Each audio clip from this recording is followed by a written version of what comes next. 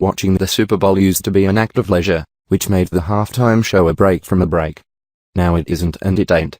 America has invested so much of itself in this brutal sport, which destroys the bodies and minds of its players, and the damage has become impossible to ignore, even though we're trying our best. As for halftime, it remains impossible to ignore for different reasons.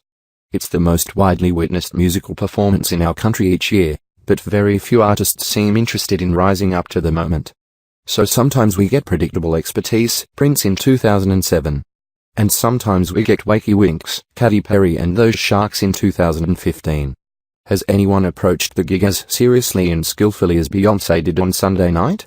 She came stomping out on the 10-yard line in broad daylight, flanked by 30 dancers in Black Panther berets, singing lyrics were less than 30 hours old. Hey ladies, now let's get in formation. You just might be a Black Bill Gates in the making. She was performing an edited version of Formation, a new single she dropped on Saturday afternoon, a song that, in its video form, serves as a love letter to New Orleans and a nod to the Black Lives Matter movement.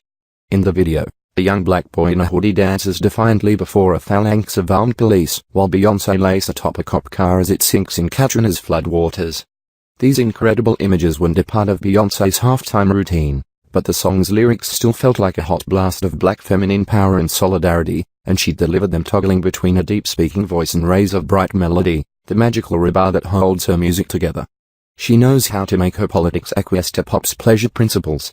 Even when our angriest protest artists, Public Enemy, Rage Against the Machine, NWA, sounded like they were gargling the blood of the GOP, they knew how to make it feel good. Beyoncé goes further, foregrounding the pleasure, pushing it from the celebratory toward the ecstatic. And for an artist cranking up the politics this far into her fame, she might deserve an entire chapter in the great book of celebrity miracles. Yes, Beyoncé is still a 1%er, but she doesn't seem disconnected, or even fake connected. Her halftime gig reminded us of this. The woman was literally on the ground. And so a nation of millions tuned in for a song and dance extravaganza with extravagant singing and dancing, but above all, a statement. Beyoncé knew everyone was listening. She knew that it was her duty to say something significant. So she did. Also, a band named Coldplay and singer named Bruno Mars performed.